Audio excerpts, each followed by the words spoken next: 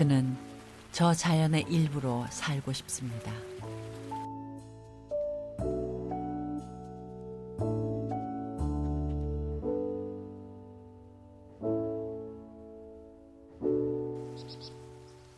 가을이 시작됐습니다.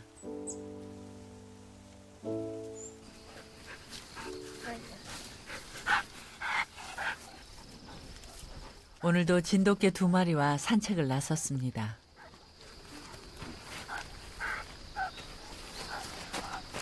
지금 꽃무릇이 이제 한참 피기 시작하네. 지금 꽃대가 막 오르는 것. 이제는 자리 잡았네, 여기가.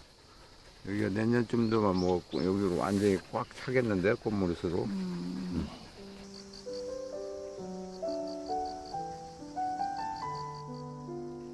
꽃무릇은 꽃이 피고 난 뒤에 잎이 나서 꽃과 잎이 만나지 못하는 애달픈 가을꽃입니다.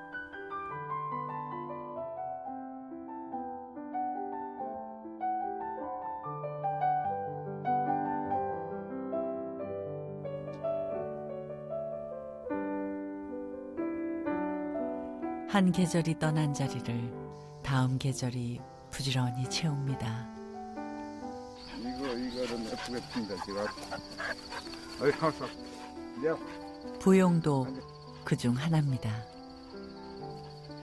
중국에서는 황실에서 가장 좋아하는 꽃 중에 하나가 목단, 모란하고 이 부용 많이 꽂거든요. 그래서 지금 외국 꽃에 밀려가지고 이제 전통 꽃들이 조금 사람들이 잘 이렇게 관심 안 가졌었는데 처음에는 저도 사실 모르고 그냥 뭐 파종하는 거 야생화라고 해서 파종을 했는데 너무 잘 자라고.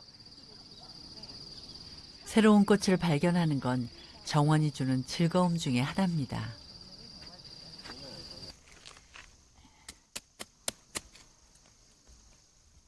부녀는 이렇게 꽃과 함께하면서 병을 이겨내는 힘을 얻고 있습니다. 유진 씨가 이 과정을 기록하기 시작한 것도 이런 꽃의 힘을 실감하면서부터입니다.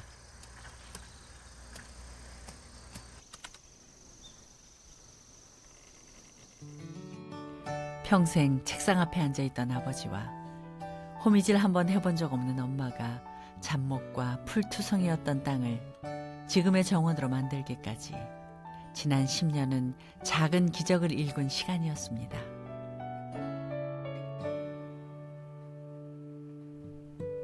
또한 그 시간은 치유의 시간이기도 했습니다.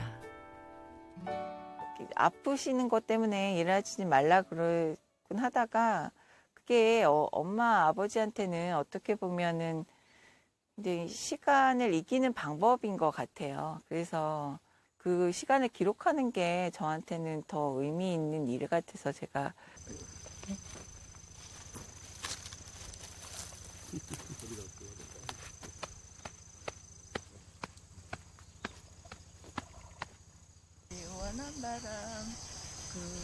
소박한 호사를 누리는 시간입니다. 이마에 흐른 땀을 씻어준대요. 그렇잖아. 당신 그래도 어렸을 때 학교에서 동요를 많이 배웠는데 그래, 우리는 내 그거 배웠지. 하나도 안 배웠어. 아, 당신은 그런가 보다. 우리 남사 선생이 어. 그 노래를 또 부를 줄도 모르고 가르치지 않은 건데 개굴이 노래를 한다. 아들, 손자, 며느리 다 모여서 뭐지? 뭐 그런 거. 퐁당 돌을 던지자. 누나 몰래 돌을 던지자. 놀기를 좋아해. 아직도 소녀 같아요, 마음은. 나는 그 어렸을 때부터 어른같이 살았던 것 같아. 나는 거꾸로. 나는 그 애어른. 애어른같이 살았던 것 같아. 시골에 살면서. 친구같이 살았어요, 그냥 친구같이. 네가 잘났거니 내가 잘났거니.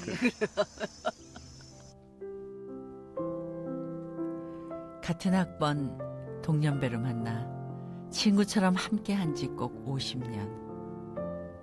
뒤돌아보니 법조인으로서는 여한이 없지만 가족들에게는 미안한 마음이 앞섭니다. 혼자 눈물도 흘릴 때도 많고 가서 말도 못하고 좀 우리 좀 얘엄마한테 안 사람한테는 내가 대학도 만나서 결혼을 했는데 뭐 많이 희생을 했죠. 애를 내시려 날라는 게. 뭐 요새 누가 애를 내시려 날라고 합니까? 근데 참 한 번씩 이렇게 돌이켜 보면은 좀 미안하기도 하면서.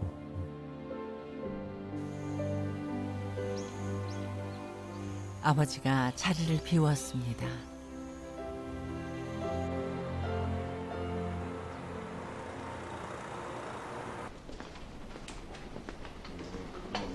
한 달에 한 번 항암 치료를 위해 정기 검진을 하는 날입니다. 추워가지고 그렇죠.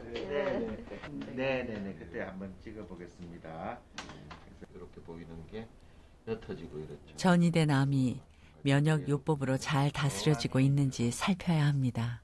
여기도 보면 이런 이제 암들이 이렇게 줄. 이제 암들이 빨리 자라는 암도 있지만 이제 대법관님의 저기 암 종류는 제가 보기엔 조금 덜이 자라는 것 같아요. 암종이 다 달라서 3년 넘게 그냥 계속 암과 같이 동행한다고 해야 되나요? 뭐 이제 그런데 또 잘 뭐 기력도 좋으시고 하셔서 현재는 뭐 보시다시피 아주 뭐 건강하시게 잘 치료받고 계시는 것 같습니다. 지난 4년은 암을 이겨내기 위해 고통과 맞서 부단히 노력한 시간이었습니다.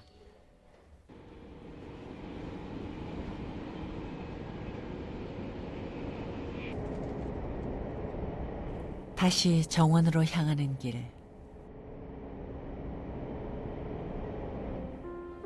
또 한 번의 봄을 기대해도 좋을까요? 하루는 내 하루는 나머지 삶은 전부 다 이렇게 생각을 하고 하루를 못 넘기면 그날을 못 넘기면 죽는 거거든요. 그래 나 오늘 또 살아 있구나. 그래서 오늘 하루를 또 열심히 살아야지. 그런 마음으로 다 하루 출발하고 자연과 이렇게 같이 지내니까 좋아요.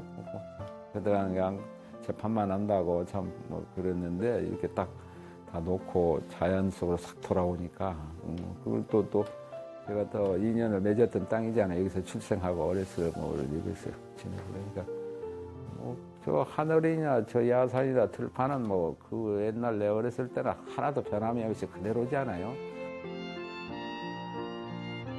그에게 이곳은 마음 공부 자리인지도 모르겠습니다.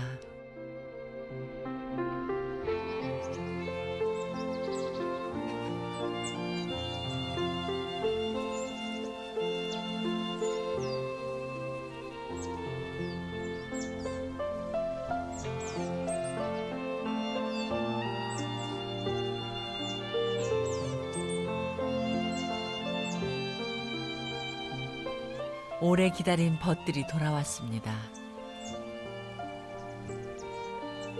설레며 손꼽아온 그만의 가을 풍경입니다.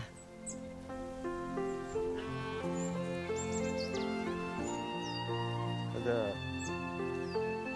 구절초가 가을과 눈 맞추는 시간.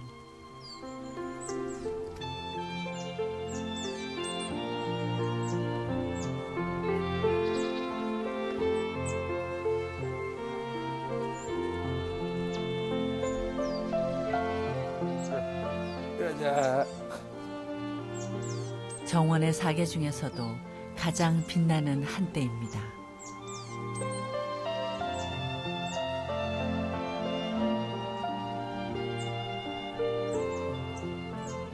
꽃은 보고 있어도 애틋합니다.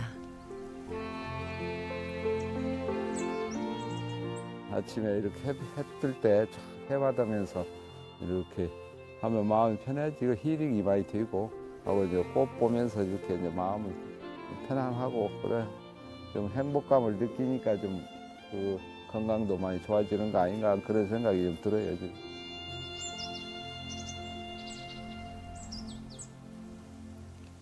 그에게 정원은 생명이 샘물처럼 솟아나는 마법의 공간입니다.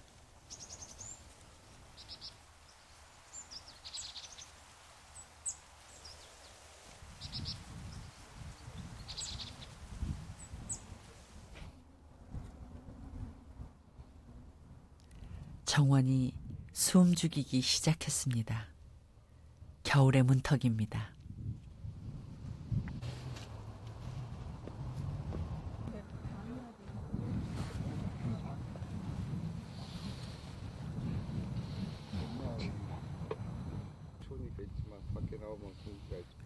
오늘은 작은 딸도 함께입니다. 정원 덕분에 대화가 끊이질 않습니다. 맞아. 그 재작년 때 눈이 좀 재작년에 많이 오고. 눈이 되게 많네. 첫눈도 이번에는 늦었고 말년이 행복해요 우리 딸들이. 다 커가지고 이제 저희들 제가 할 일 다 하고 있으니까.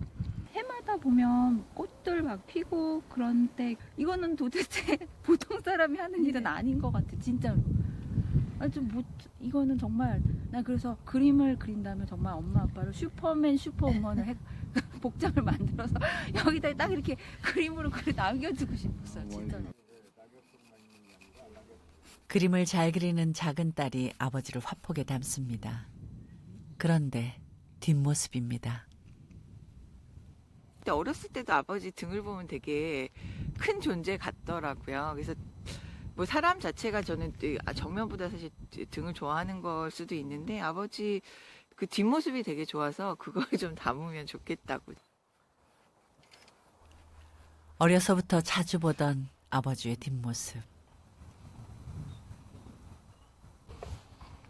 그 무거웠던 두 어깨가 이 정원에 이르러 비로소 편안해졌음을 깨닫습니다.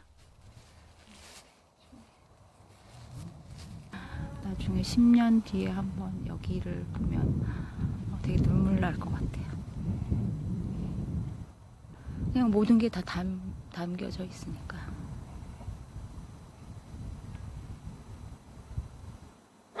좋은 거 나쁜 거 다.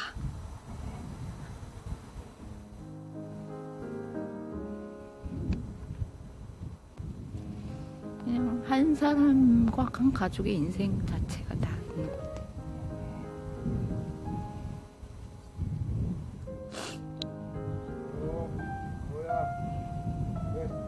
지나간 세월을 다 뒤돌아볼 때는 되게 그냥 이쁠 것 같아요. 그냥.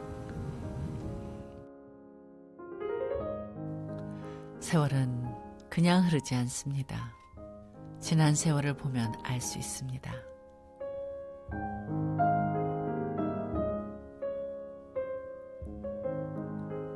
정원에서 함께한 시간은 가족의 상처를 어루만져 주었습니다.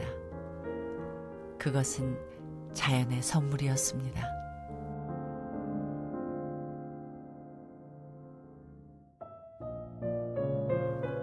순리대로 기다리면 반드시 온다는 것. 만남 그 다음은 헤어짐이라는 것. 그러나 이별은 상실이 아니라는 것. 모두 다 정원의 가르침이었습니다.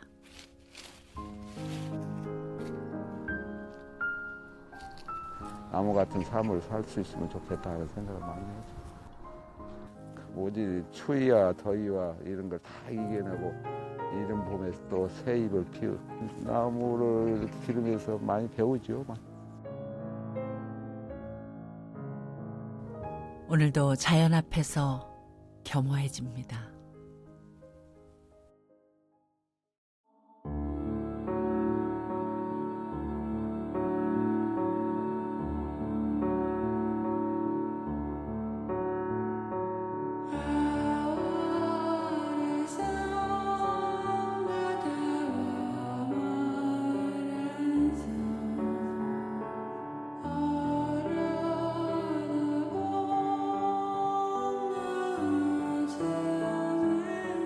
꽃이 사라진 정원을 지키는 것은 나무들입니다.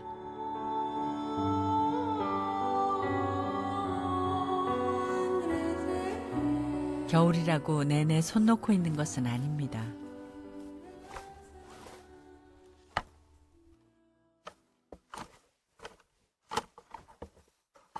가지가 자꾸 내려앉아가지고 수영이 나빠지고 또 끊어지는 게 있고 그래요.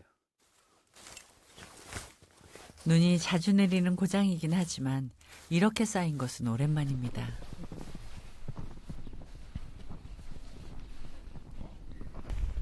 지난해 심은 꽝꽝나무밭도 둘러봅니다. 꽝꽝나무는 따뜻한 지역에서 자라는 작지만 사철 푸른 나무입니다. 꽝꽝나무라고 도장 파는 거 있잖아요. 옛날에는 요새는 도장 우리 도장 찍는 거 그거 파는 나무예요. 그래서 나는 나무 심고 나면은 기분이 부자 된 기분이라니까.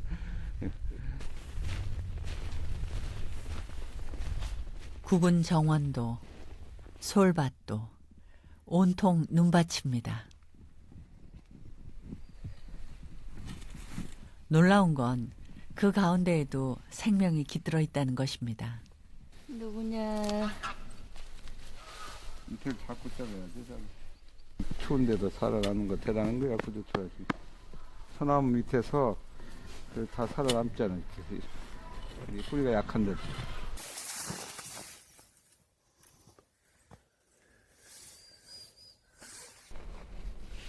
다 먹어간다. 없다.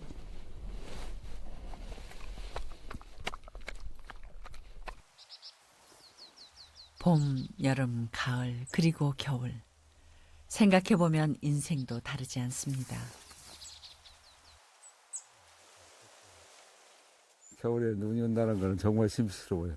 이게 우리 보통 하다 늘상 뭐 사계절 변화 속에서 살다 죽으니까 모르는데 가만히 깊이 생각해 보면 눈 한 송이가 참 의미가 크죠. 그 천지의 그 뜻을 다 담고 있다고 이렇게 볼 수 있는데 자연은 가까이 할수록 많은 걸 주더라고요. 가르쳐 주기도 하고 많은 걸 우리 건강도 주고 마음을 편안하게 해주고. 모든 생명은 자연의 이치를 따르게 되어 있다는 평범한 진리를 받아들이는 순간 마음의 평화가 시작됩니다.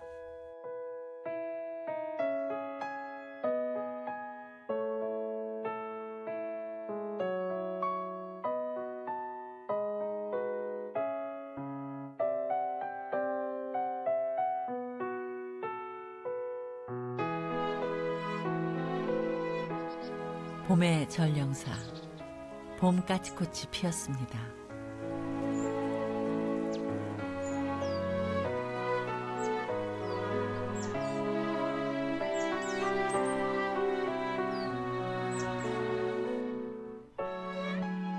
툇마루 밑에는 길고양이 집이 생겼습니다.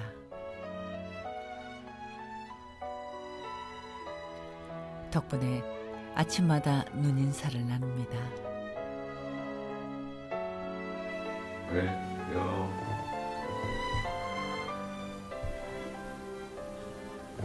아침에 세수하느라고 정신없구나.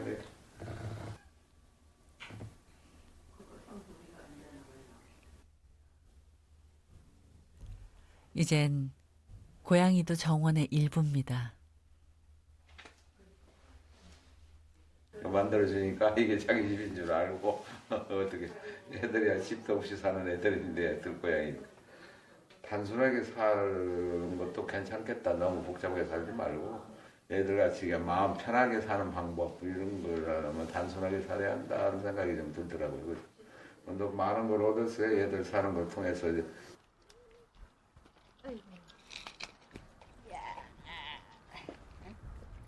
행복은 가장 자연스러울 때 찾아오는 걸지도 모르겠습니다.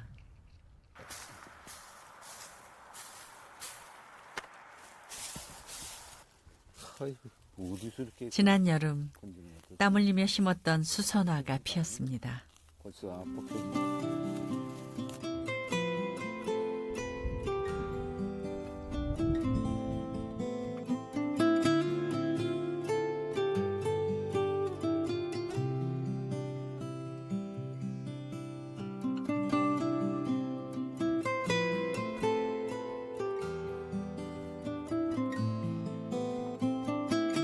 이 화계 기 3개란 말이 있는데 한 개의 꽃이 피면은 기 3개, 3개로 움직인다 하는 게 꽃이 있음으로써 모든 그 과일이 생겨 생명을 또 이어가고 그 다음에 그렇게 해서 모든 생명체가 곤충뿐만 아니라 인간도 그것에 생기는 열매를 가지고 먹고 사니까 꽃 한 송이로 생명의 위대함을 깨닫게 하는 계절. 그래서 봄을 기다렸는지도 모르겠습니다.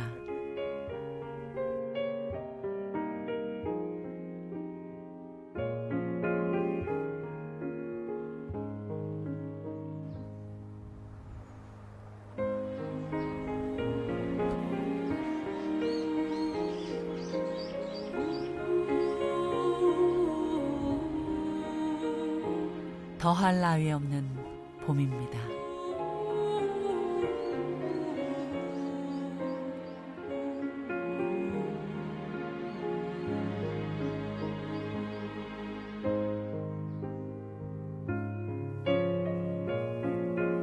뒤뜰은 아버지가 대나무 숲을 베어내고 처음 꽃밭을 만든 곳입니다.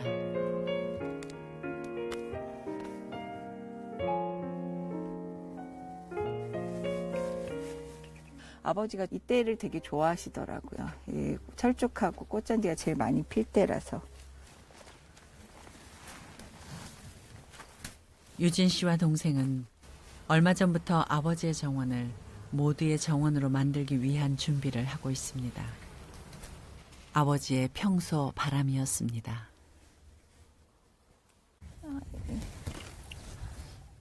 이 정원에서 아버지가 치유받았고 유진 씨가 치유받고 있는 것처럼 더 많은 사람들이 위로받길 바라기 때문입니다.